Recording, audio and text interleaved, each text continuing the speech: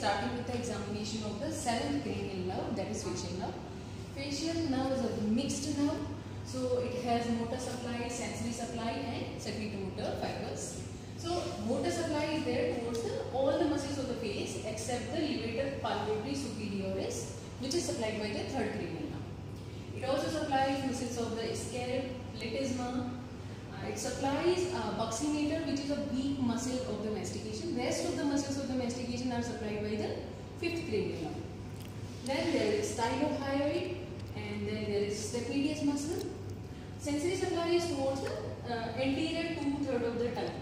That brings the gustatory sensations. So this is spatial sensory supply. Secretomotor fibers are towards the lacrimal glands and towards the salivary glands, except parotid, which is supplied by the ninth cranial nerve. So here we will see how to test for different muscles. Motor supply, like it supplies the muscles of the face. So we will see the functioning of the muscles of the face. So here we will see, he is our subject today, Mr. Rahul. Mr. Rahul, we will see at the face that there is symmetry of the face and expressions over the face are intact. And that are symmetrical also. We look at the furrows on the forehead. So furrows on the forehead are present, and we want to make them more prominent. We ask our patient to do frowning or elevation of eyebrows. Rahul ji आपको क्या करना है? ऐसे देखिए मेरी तरफ, ऐसे करना है, हमें उसका नहीं. So on frowning, when he looks downward and does frowning, forehead furrows become more prominent. थोड़ा सा बाल हटाना. So forehead furrows are becoming more prominent. Now level of the eyebrows are equal on both the sides. Suppose if there is palsy on one side, so level of the eyebrow becomes lower down, or that side of the eyebrow droops down. Okay. Now we look at the width of the palpebral fissure. Now what is width of the palpebral fissure? This one is width of palpebral fissure. This is length of palpebral fissure and this is width of palpebral fissure. Now we can see that width is equal and normal on both the sides. Now to see the functioning of the orbicularis oculi muscle, we ask our patient to close his eyes. Okay, आँखें बंद करनी है lightly. So in case if there is palsy of one side of orbicularis oculi, the patient will not be able to close his eyes completely. So here he is able to close his eyes. In case if there is partial palsy, the person will close his eye, but we can easily open his eye with our fingers. So we'll try to open his eye, but I am not able to open his eye with the maximum force. Okay, so power of both the orbicularis oculi muscles are normal. Now we'll come down, we'll look at the ala nasal prominences. So these ala nasal are equal on both the sides. And now we look at the nasolabial fold. आपको smile करना है. So we look at the nasolabial fold, which becomes more prominent on smiling. Suppose if there is palsy on one side, so that side of the nasolabial fold will flatten out or will disappear. So here it is present equally on both the sides. Now we look for the angle of the mouth. So for looking at the angle of mouth, we ask our patient to either smile or to show his teeth. Rahul ji फिर से smile करना है. So we can see that angle of the mouth are at same level. Suppose if there is palsy on one side, so that side of the angle of the mouth will remain partially open and angle of the mouth will be drawn towards the opposite side. Why? Because of unopposed action of the opposite side of the facial muscle. So angle of the mouth will be deviated towards the opposite side. Okay, so here angle of the mouth is normal. In this diagram we can see this is facial palsy. This side there is facial palsy. So angle of the mouth is drawn laterally. This side, opposite side, because of unopposed action of muscles of this side. Okay, now this is about the muscles of the face, and then because it supplies the platysma also, we ask our subject to tighten neck like this.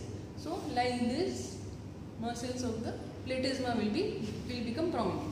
Rahul ji ऐसे करना है, tight करना है, ऐसे कर दो, tight करना है, ऐसे ऐसे मोड़ना नहीं है, सिर्फ tight. So here platysma has become prominent. Now, buccinator. Second muscle is buccinator. Buccinator is a weak muscle of mastication. So to test the function of buccinator, we ask our subject to do inflation test. What is inflation test? We ask our subject to fill his mouth with air like this. Rahul ji, आपको ऐसे करना है.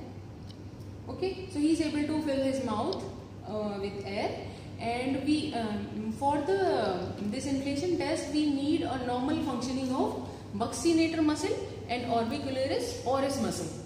Okay, in case if mouth will not be closed, obviously there will not be filling of air inside the mouth, so he is able to do that. Suppose if there is palsy of one side of buccinator, obviously he will not be able to fill air in the mouth like this. And in case if there is partial paralysis, even if he is able to fill, in case if we are going to press the cheeks, the air will escape out. So we will see the power of the buccinator muscle. फिर से भरना है. So even on pressing, the air is not coming out. So power of buccinator muscles as well as power of the orbicularis oris muscle are normal. Now, second test for buccinator is whistle test. We ask our subject to whistle. सीटी बजानी है. So for whistling also we need normal functioning of the buccinator as well as normal functioning of the orbicularis oris muscle. So both are intact in our subject.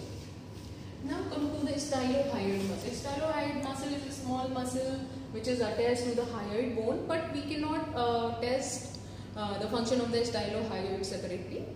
Now stapedius. Stapedius is the muscle of the middle ear. It is the smallest muscle of the body. Although we cannot test the function of the stapedius, but we can ask in history. Suppose if there is palsy of one side of stapedius, what will happen? Actually the function of the stapedius is to dampen the sound, okay, to make the high intensity sound to the low intensity sound. So in case if there will be palsy of the stapedius muscle, the person will feel very will hear very loud sounds. Okay, so we'll ask our subject, Rahul ji आपको बहुत शोर या बहुत loud तो नहीं सुनाई देता किसी एक कान में? So there is no history of hearing of any loud sound, and this phenomenon is called as hyperacusis. Listening of the loud sound is hyperacusis. Now we look at the sensory supply, and that is spatial sensory supply. Is taken from the anterior 2/3 of the tongue. For that, I have taken 4 different solutions. I can show you in my tray. I have made 4 different solutions. One is sweet, which is made with the sugar solution. One is salty, which is made with the salt. Third one is sour, and which is made with the lemon water. And fourth one is bitter, which is made with the tablet of the quinine is dissolved in the water. So we have to test all 4 tastes in the anterior 2/3 of the tongue. So what we are supposed to do? I will give him. I will ask my subject to open his mouth and take out his tongue. Take out his tongue, and he will appreciate the taste. But he has to indicate with his fingers only. Like I'll ask my subject to raise 1 finger when he tastes sweet, and 2 fingers for salty, and 3 fingers for sour, and 4 fingers for bitter taste. So I will give one by one. Okay. So Rahul ji, मैं ये आपकी जीभ पर रखूँगी. अगर आपको मीठा पता चलता है तो 1 उंगली खानी है, नमकीन तो 2, खट्टा तो 3, कड़वा तो 4. लेकिन आपको जीभ बाहर निकाल के ही रखना है जब आप बताते हो, है ना. और एक टेस्ट से जब मैं दूसरा टेस्ट करूँगी तो आपको माउथ वॉश करके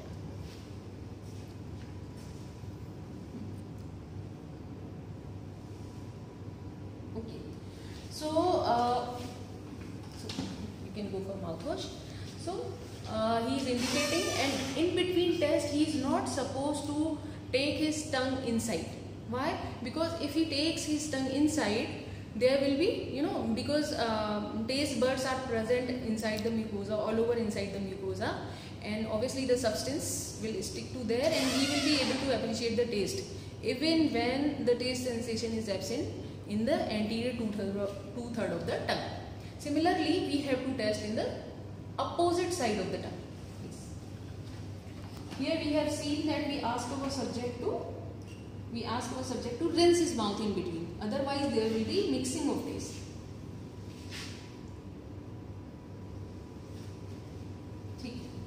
So he is able to appreciate the taste. Similarly, we have to give him all the four things to taste. Now we come to the secretomotor fibers. So secretomotor fibers are supplied to the lacrimal glands. So in case if there will be palsy of the facial nerve, so that side of the lacrimal secretion will be decreased and eye of that side will become dry. This condition is known as the xerosis or xerophthalmia. So for that, what we do, there is a test which is called as Schimmer's test. Schimmer's test. This is xerosis or xerophthalmia. So we do Schimmer test if we are suspecting facial nerve palsy. So for that, what we do, there are two strips of the filter paper, two equal length strips of the filter paper. We hang on the lower lid of the subject, and then we give some lacrimating substance like ammonium chloride to smell, and due to the irritation of the seventh cranial nerve, obviously there will be secretion of tears. So due to the secretion of the lacrimal gland, the side which is normal, the filter paper will be moistened, but the side where there is facial nerve palsy, so that side there will be minimal tearing, which will lead to there will not be moistening of the filter paper, and that side of the filter paper will remain dry, or minimum moistening will be there. So this is about the Schimmer test, and then we know that it supplies the different salivary glands except the parotid. Rest of the salivary glands are supplied by the seventh cranial nerve. So obviously, due to the palsy of the seventh nerve, there will be decreased salivary secretion that will lead to the dry mouth. And due to dry mouth, because we know that saliva helps in the swallowing of food, so swallowing will be difficult now.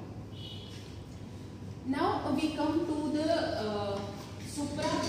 There are two types of the facial palsy. One is supranuclear facial palsy, and second is infranuclear facial palsy. This is a facial nerve nucleus. Whenever there is problem above this, it is called as supranuclear palsy, and whenever there is palsy below the facial nerve nucleus, it is known as infranuclear facial palsy. So for that, as visible in the diagram, so this is supranuclear facial palsy and this is infranuclear palsy. So see if there is anything at the level of cerebral cortex, like there is infarction or there is hemorrhage, that leads to the damage of the fibers which are coming to the facial nerve nucleus. So here we can see there are different fibers which are supplying the upper part of the face, and separate fibers are there which is supplying the lower part of the face. So in case if there is a supranuclear palsy, there is damage of these fibers which are coming towards the facial nerve nucleus. So we can see the fibers which are coming to the lower part of the face. Here we can see the green fibers which are coming to the facial nerve nucleus, and from here the fibers arising and reaching to the lower part of the face. So there will be palsy of the lower part of the face. What will happen in the upper part? We can see the blue fibers which are supplying the upper part of the face are getting the fibers from opposite side, as well as these are getting fibers from the same side of the cerebral cortex also. Okay, so because of that, upper part of the face will be scaled. Okay, so there will be palsy only in the lower part of the face. Okay, now we can see what happens in the infranuclear palsy. Now because infranuclear palsy, we can see there is problem below the facial nerve nucleus, so whole of the half of the face will be affected. Infranuclear palsy is also called as Bell's palsy, and this is much more common than the supranuclear palsy. So what test, by doing examination we can see forehead furrows will be present. Forehead furrows will be present in the supranuclear palsy. The Bell's phenomena. Bell's phenomena. What is Bell's phenomena? When there is palsy of the orbicularis oculi muscle, the person is obviously not able to close his eye. He is not able to close his eye. In case he attempts to close his eye, eyeball is rotated upwards, but the eye remains open. This is known as Bell's phenomena. So here in the infranuclear palsy, there will be Bell's phenomena because whole of the face is affected. Whole half of the face is affected. So we can see when the person is trying to close his eye, there is Bell's rotation of the eyeball. Bell's phenomena is there. Lower part of the face is affected in both the types of the palsies. Atrophy of the muscles and fasciculations of the muscles will be present in infranuclear palsy like any other lower motor neuron palsy. Tone of the muscle will be lost in infranuclear palsy. Muscles will be flaccid like any other lower motor neuron palsy. So taste will be preserved in supranuclear palsy because the chorda tympani also has bilateral supply. So these are all differences between the supra and infranuclear palsy, and I think this is all about the examination of the facial nerve.